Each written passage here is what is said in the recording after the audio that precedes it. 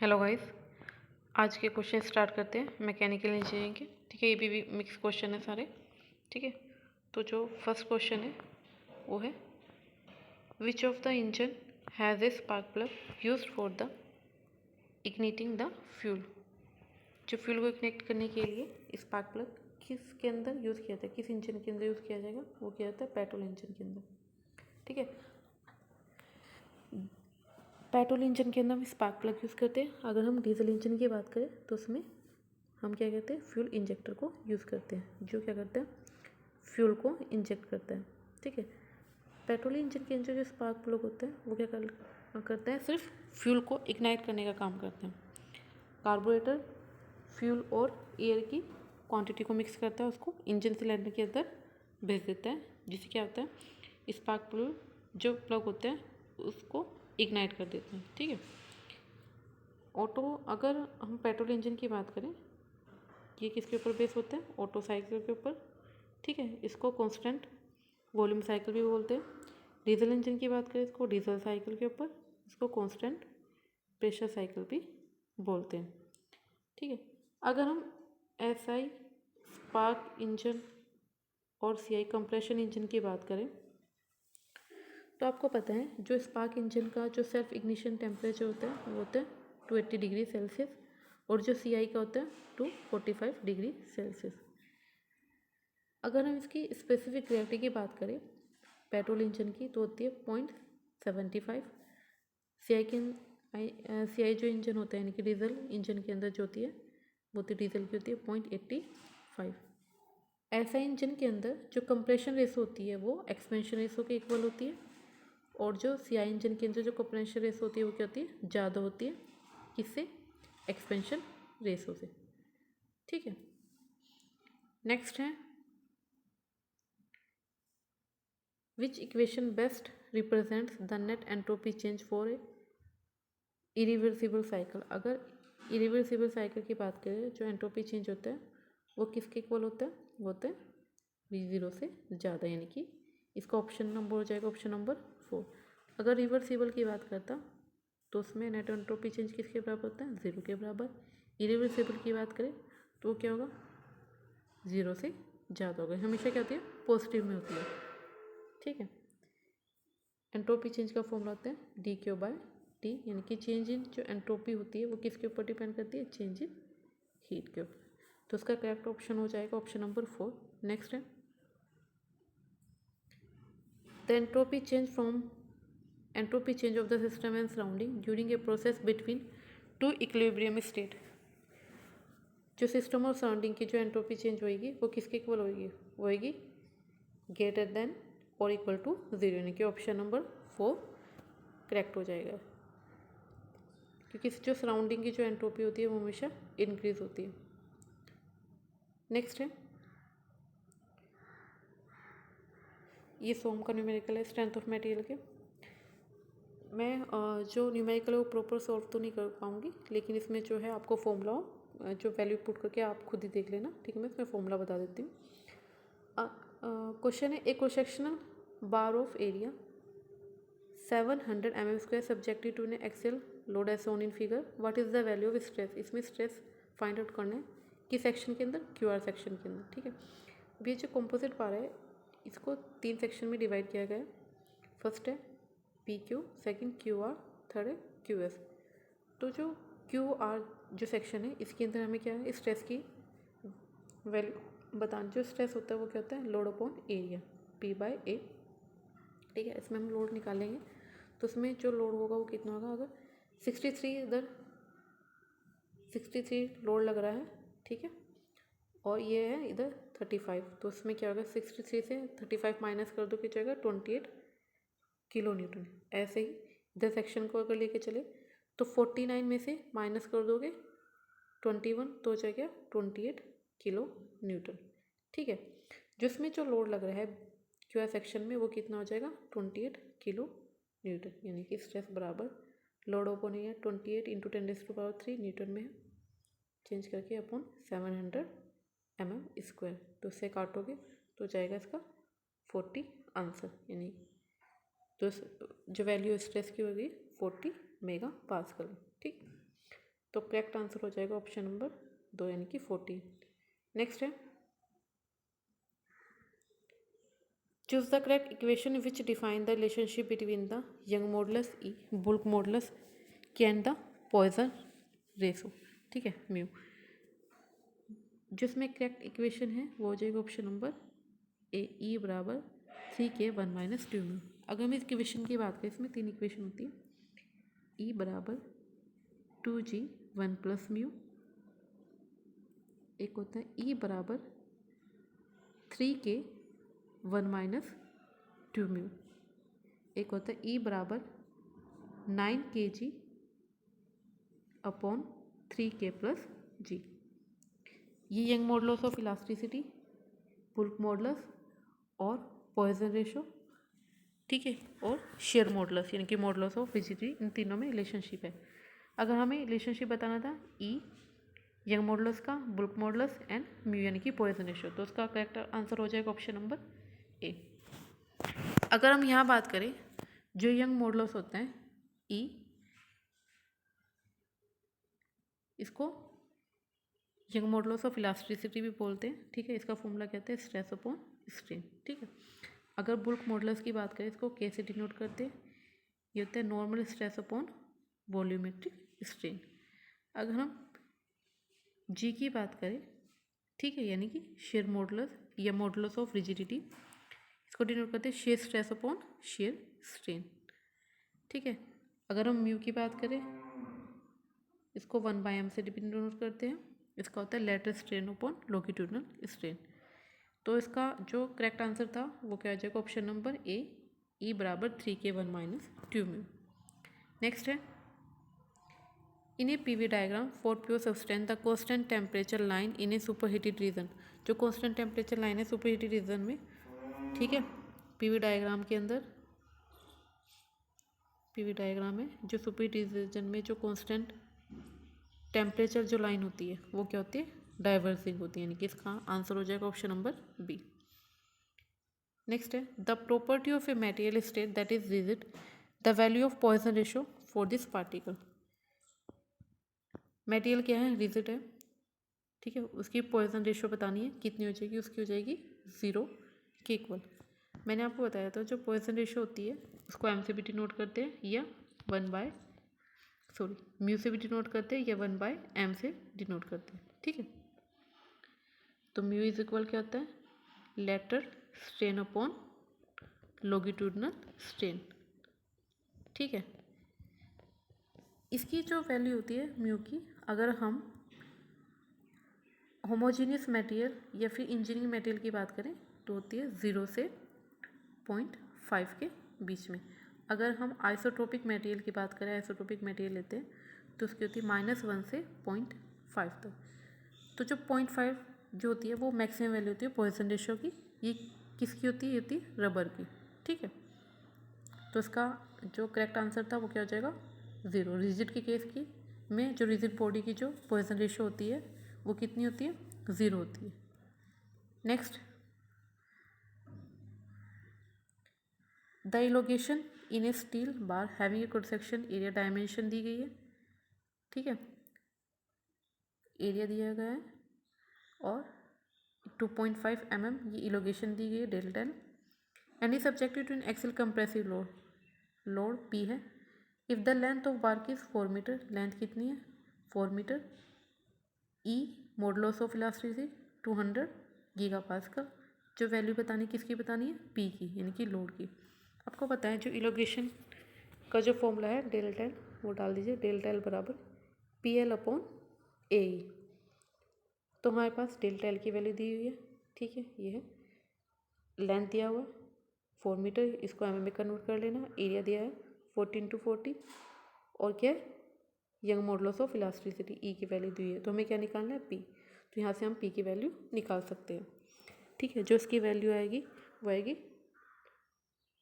Option number 4 यानी कि 250 kilo Newton.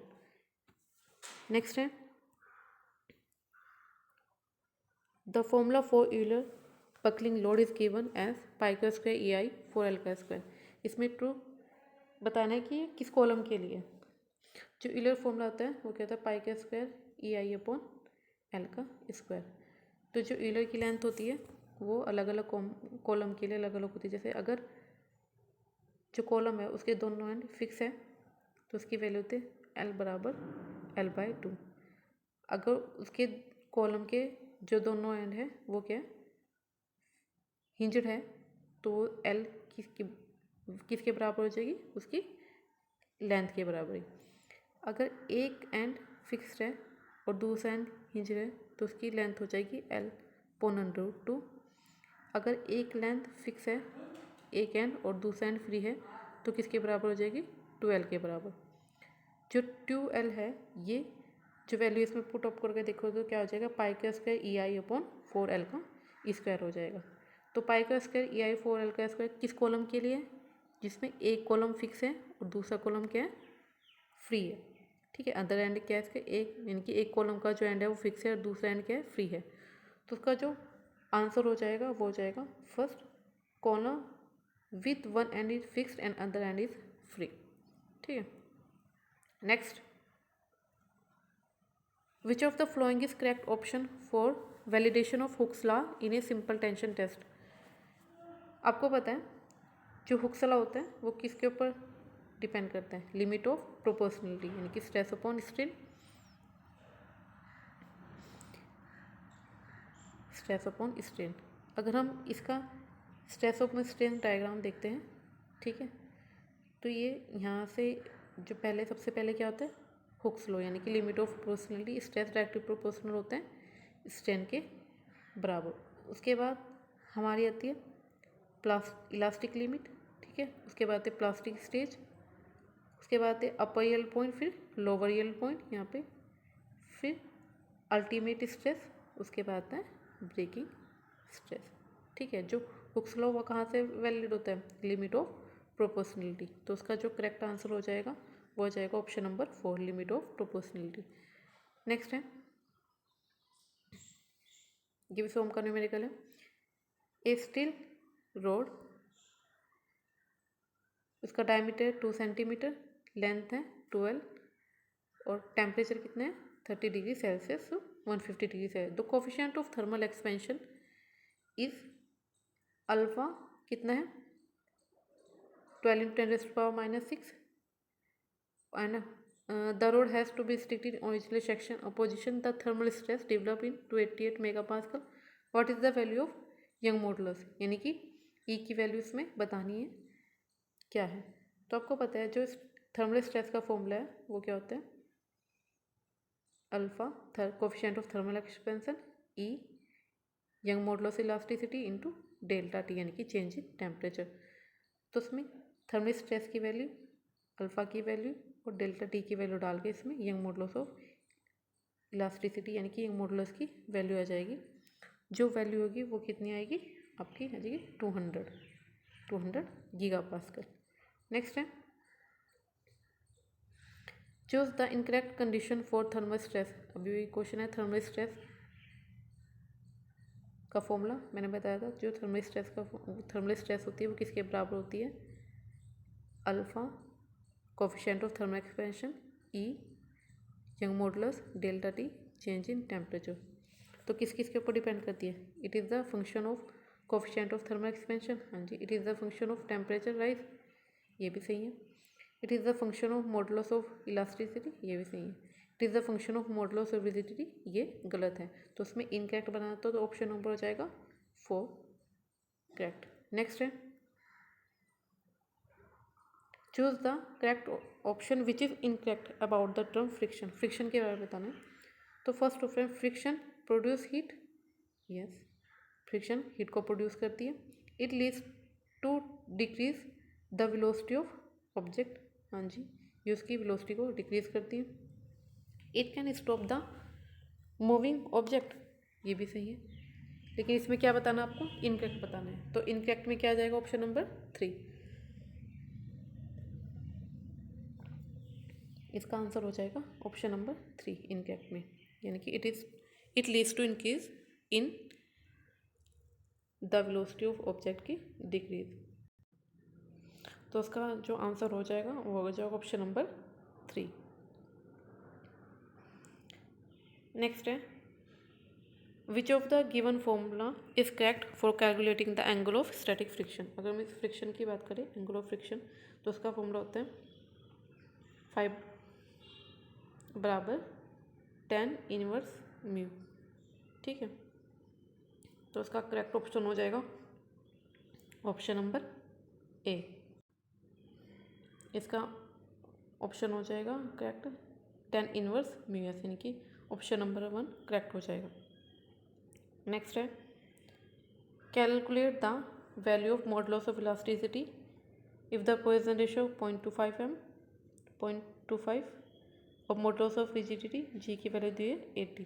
तो आपको फॉर्मूला पता है, मैंने बताया था, अगर ई बराबर 2g 1 प्लस म्यू, इसमें मॉडुलस ऑफ रिजिडिटी और म्यू की वैल्यू दे रखी है। ठीक है, तो इस केस में वैल्यू पुट करोगे तो उसका जो करेक्ट आंसर आ जाएगा वो हो जाएगा 200, यानी कि option number 2 is correct answer. Next है which of the following tooth wheel does not come under the classification according to the type of gearing. जो गियर के अंदर कौन से टाइप की क्लासिफिकेशन है, तो आपको पता है एक्सटर्नल गियर भी होते हैं, इंटरनल गियर भी होते हैं, रैक ऑन पिनियन भी होते हैं। अगर पैरेलल गियरिंग की बात करें तो वो कहते हैं एक्सिस के अकॉर्डिंग होते हैं। ठीक है, जैसे पैरेलल गियर हो गए जिसके जैसे कि स्पर गियर हो गया, ठीक है, और हेलिकल गियर हो गया, इनके जो टीथ होते हैं वो पैरेलल होते हैं। तो लेकिन वो क्या होता है, टीथ के ऊपर डिपेंड करते हैं। अगर इसमें टाइप्स ऑफ गियरिंग की बात करें तो सिर्फ इसमें एक्सटर्नल होते हैं, इंटरनल होते हैं, रैक और पिनियन। ठीक है, तो इसमें क्या आता है, इसका जो करेक्ट ऑप्शन हो जाएगा वो क्या हो जाएगा, parallel gearing, option number 4। Next है the governor in which the displacement of sleeve की high for the small change of speed is known as sensitive. मगर अगर हम डिस्प्लेसमेंट स्लीव की बढ़ाएंगे तो उसमें स्मॉल चेंज होएगा स्पीड के अंदर, तो सेंसिटिवनेस का सेकंड ऑप्शन सही था। इसका फॉर्मूला होता है सेंसिटिव का range of speed upon mean of speed, यानी कि n1 minus n2 upon n। ठीक है, नेक्स्ट है the tensile strength for the plate per pitch length the outer row of the rivet की। इसकी हमें क्या बतानी है, टेंसाइल स्ट्रेंथ, इसका p minus T into T, इनके ऑप्शन नंबर हो जाएगा 3 इज करेक्ट आंसर। अगर दो रिविट है इनके बीच की जो स्ट्रेंथ है वो क्या हो जाएगी, यहाँ से यहाँ तक पिच, उनका ये क्या हो जाएगा, हाफ रेडियस इसका, हाफ रेडियस का डायमीटर।